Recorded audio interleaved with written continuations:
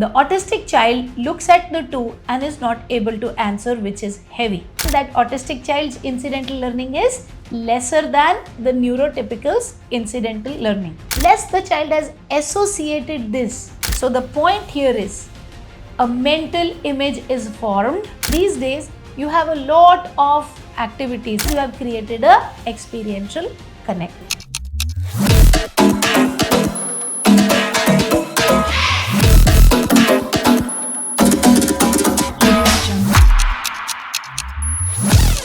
Hello everybody, Rajni here, Sashakt Empowering Lives. So today's topic is a little technical topic. So we are going to be talking about the teaching strategies and practices for a kid on the autism spectrum. First of all, let us understand why is it that a child on the spectrum finds it difficult to learn in a regular classroom setting. See, what happens is, I'll explain using an example, a very simple example. When suppose a teacher is teaching a concept of, let's say, fat and thin, or if not fat, let's say heavy and light. Yeah, I'm trying to use a very simple language so you can understand. So teacher is teaching heavy and light. So teacher draws a box and a feather and asks children which is heavy out of the two. The entire class raises hand or blurts it out or says box is heavy. The autistic child looks at the two and is not able to answer which is heavy. Now, why is this happening? Now, many of you will say, well, my kid can do it. Of course, I understand that. I'm trying to explain how the autistic brain works so that we can design the strategies around it. So, from that angle, what happens is a regular neurotypical child, because of the fact that their incidental learning is what it is, and as we understand that autistic child's incidental learning is lesser than the neurotypical's incidental learning. Incidental learning means ability to learn from the environment on his or her own.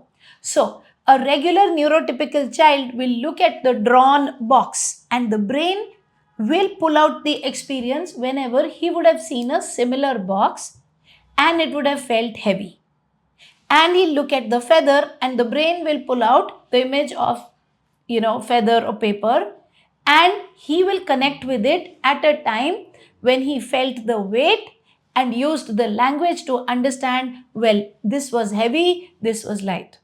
With a kid on the spectrum, unless we have done specifically by putting a heavy thing on the kid's hand and the thing is weighing down, and on another hand a piece of paper or a feather, and is doing nothing to the hand, and then we are saying heavy, heavy. So the feeling that the kid is getting with the hand weighed down, that discomfort is what the word heavy means. So unless the child has associated this, the heaviness with the word heavy, the heaviness, actual heaviness with the word heavy, yeah, when the teacher draws it, it will be impossible for the kid to understand which out of the two are heavy. So the point here is a mental image is formed out of something called experiential connect, which means once you are connected through experience, a mental image of the whole situation is formed. When that does not happen, it is just a drawing. That drawing, those 4 lines, the cube drawn, the box shape, is just that, a drawing on the black or the white board. And a feather is just that, because it's not connecting, it's not creating a mental image because there isn't a experiential connect. So that teaches us about the way to teach a kid. The way to teach a kid is giving exposure to multiple things.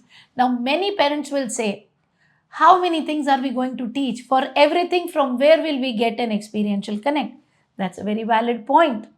But most of the things you can teach. Say, for example, if you have to teach numbers, value of number 5, it doesn't cost us much to pick up 5 almonds from the kitchen, 5 tomatoes from the kitchen, 5 onions, 5 garlic, 5 kidney beans, and place it in the hand with the big flashcard 5. Every time putting 5, 5. So what are we doing? We're creating the mental image through experiential connect of how much is 5, what does 5 mean, rather than showing on the paper, because showing on the paper may or may not guarantee the kids understanding of quantity as compared to holding it in the hand.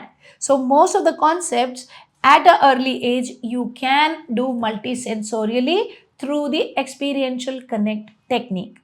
However, for concepts which as the child grows up, which will require the child to have a mental image, but they do not, you cannot create that. Say for example, something like evaporation, something like the solar system. That is where a working model maybe, or a YouTube video where it is, and the kid can see. And these days you have a lot of activities like Smartivity is a company.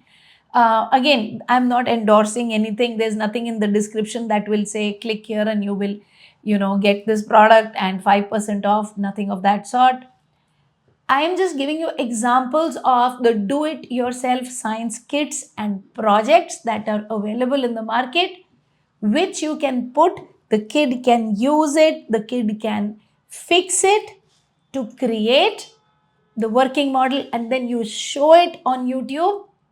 That's when the mental image is formed, because you have created a experiential connect. So the long story short, how to teach academic concepts to a child on the autism spectrum? Create mental image using experience. Connect it in experience. Now for mathematics, connecting in experience is pretty easy. Like if I'm saying heavy, light, you're putting in the hand, you're doing physical things, touch and feel activities, multi-sensorial activities. For doing experiential connect in English languages, Hindi is also very easy. So if it is written, Ravi was super excited. So pause there, let the kid read the line and then say, you remember when we went to Nani house? We took that flight, we did this. How did you feel? Wow, you felt excited. Ravi is feeling the same way. So that is how what you did. You connected Ravi's whatever was written and gave the child comprehension by connecting to child's live experience. And that's what brings me to the very, very vital point that I have been saying for the past 16 years relentlessly.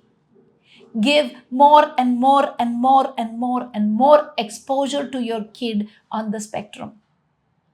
Just because you have a child on the autism spectrum does not mean you have to confine yourself to the house, because growth of autism is inversely proportional to stay at home.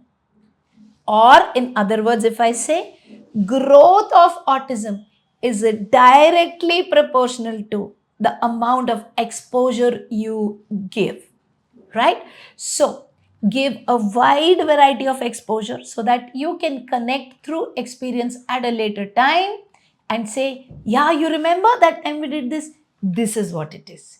So that the connection is made and the child understands. Use multisensorial techniques, hands-on, lots of full body, take the kid to the park, play around, jump around. So if we have to do multiply, we might pick up 3 leaves, another 3 leaves, another 3 leaves, another 3 leaves, and then teach the concept, because the more multisensorial and innovative you will get, the faster your child will learn. So if you need more and more and more such like tips, and you felt that you benefited from this video, if you felt benefited, give us a like, subscribe if you still haven't, press the bell notification, pass it on to another person who needs this video. And should you wish to learn more, in the description below, you have our Instagram handle.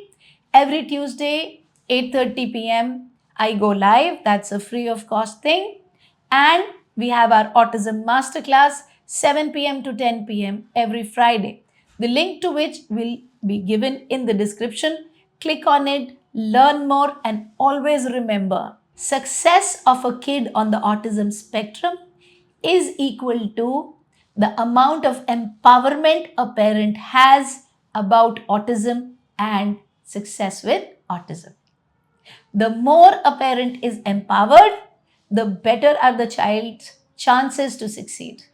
So keep learning, keep growing. May each kid win.